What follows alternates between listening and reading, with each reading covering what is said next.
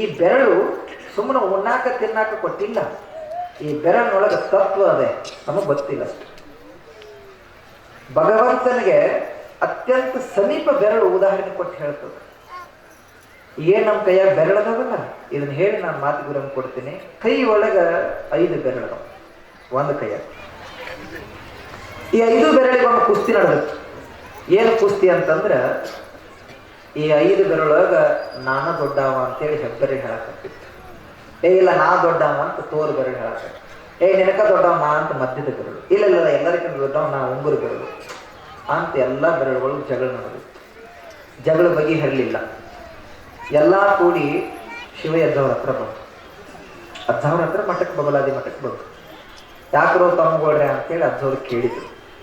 ಏನಿಲ್ರಿ ಬುದ್ಧಿ, ಮತ್ತು ಈ 5 ಬೆರಳು ಏನದಾವ್ರಿ ಕೈಯಾಗ, ನಾವು ಎಲ್ಲರೂ ದೊಡ್ಡವ್ರ ಅಂತ ಅನಿಸ್ಕೊಳಕ್ಕಾಗಲ್ತು. ನಮ್ಮ 5 ಮಂದಿಯಾಗ ಒಬ್ಬರನ್ನೇ ಅವನು ದೊಡ್ಡವ್ರು ಮಾಡ್ರಿ, ನೀವು ತಿಳಿದವ್ರು ಅದಿರಿ, ಜ್ಞಾನಿಗಳದಿರಿ ಅಂತ ಹೇಳಿ 5 ಬೆರಳು ಅಜ್ಜವ್ರನ್ನ ಕೇಳ್ಕೊಂಡು, ಅಜ್ಜವರು ಇದ ಬೆರಳು ದೊಡ್ಡವ ಅಂತ ಅನ್ನಕ್ಕೆ ಬರುವುದಿಲ್ಲಲ್ಲ.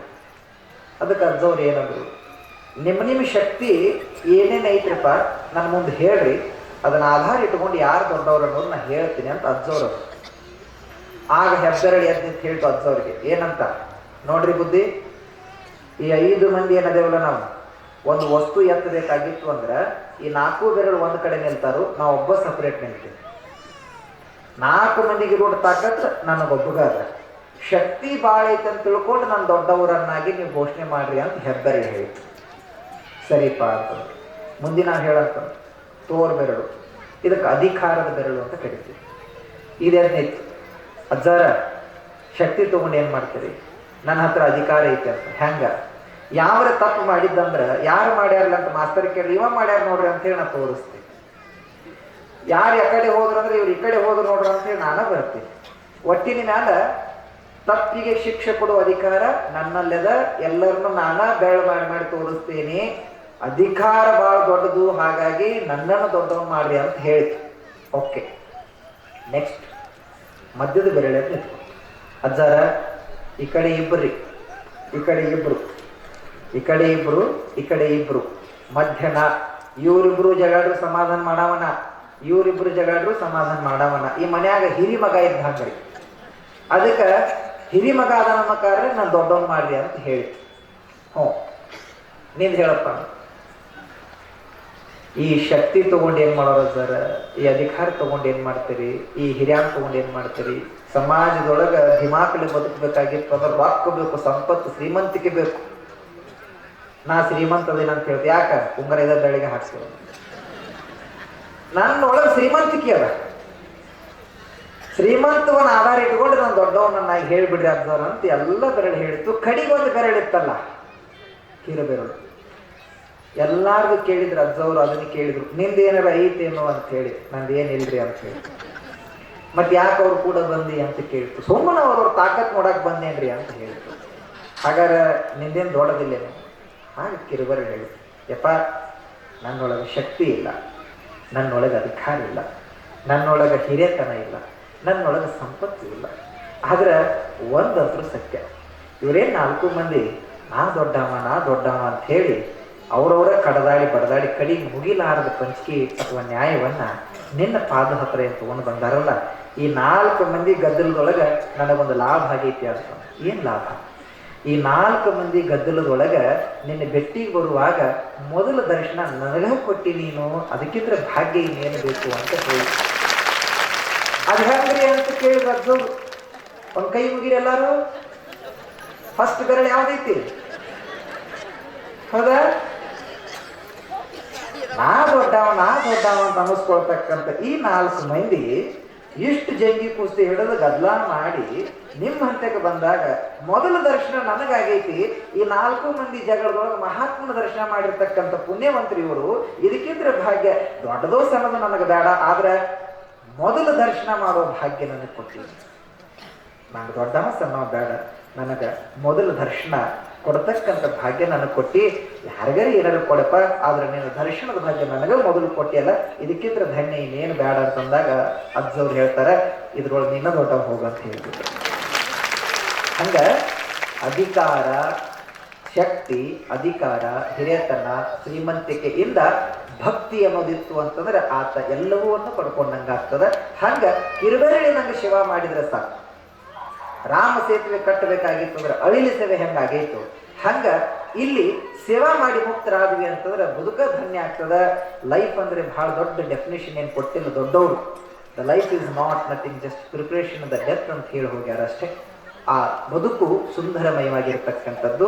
ನಾವು ಬಬಲಾದಿ ಮಠಕ್ಕೆ ಪಟ್ಟಿ ಕೊಟ್ಟಿಲ್ಲ, ಬಬಲಾದಿ ಮಠದ ಜಾತ್ರೆಗೆ ಪಟ್ಟಿ ಕೊಟ್ಟಿಲ್ಲ, ಗುಡಿ ಕಟ್ಟುವಾಗ ದೇಣಿಗೆ ಕೊಟ್ಟಿಲ್ಲ, ಕಳಸ ಇಡುವಾಗ ಕಳಸಕ್ಕೆ ಏನೂ ಕೊಟ್ಟಿಲ್ಲ ಅನ್ನೋ ಬೇಜಾರ ಬೇಡ.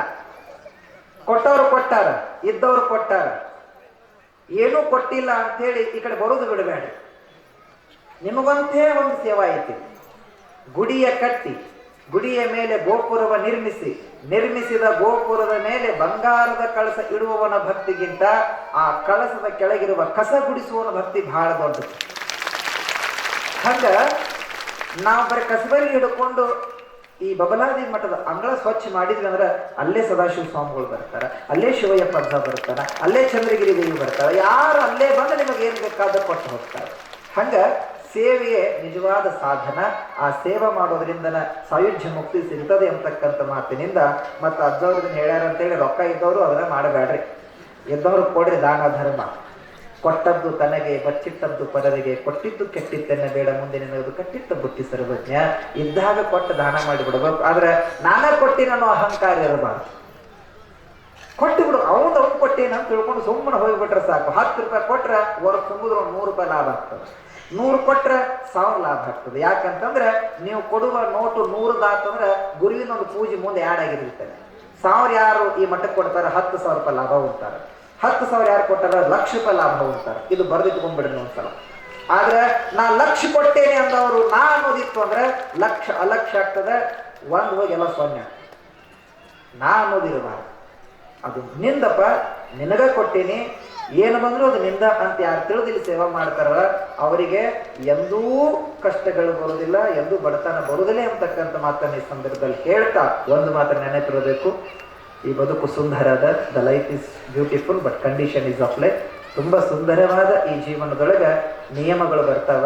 ನಿಯಮಗಳು ಭಗವಂತನ ನಿಯಮಗಳು. ಅದನ್ನು ಅನುಸರಿಸಿ ಅನುಷ್ಠಾನಕ್ಕೆ ತಂದು ಆಚರಣೆ ಮಾಡಿದ್ರೆ ಕಾಯಕವೇ ಕೈಲಾಸ, ಮನಸ್ಸವೇ ಮಡಿ. ಅದು ಹೇಳ್ಯಾರಲ್ಲ, ನಿರ್ಮಲವಾಗಬೇಕಂತಂದ್ರೆ ಒಂದೇ ಸತ್ಸಂಗ, ಸಂತರ ವಾಣಿ, ಮಹಾತ್ಮರ ಮಾತು. ಆ ಮಾತುಗಳು ಸದಾಕಾಲ ಮನಸ್ಸಿನೊಳಗೆ ಬಿತ್ಕೊಂಡು ಹೋದ್ರೆ ಮನಸ್ಸು ನಿರ್ಮಲವಾಗ್ತದೆ. ಅದಕ್ಕಿಂತ ಮತ್ತೊಂದು ಮಡಿ ಎಲ್ಲೂ ಇಲ್ಲ. ಯಾಕಂತಂದ್ರೆ ನೀವು ಯಾವ ಹೊಳೆಯಾಗ ಮುಳುಗಿದ್ರು ಅಷ್ಟೇ, ಯಾವ ಸಮುದ್ರದಾಗ ಬಿದ್ದಿದ್ರು ಅಷ್ಟೇ.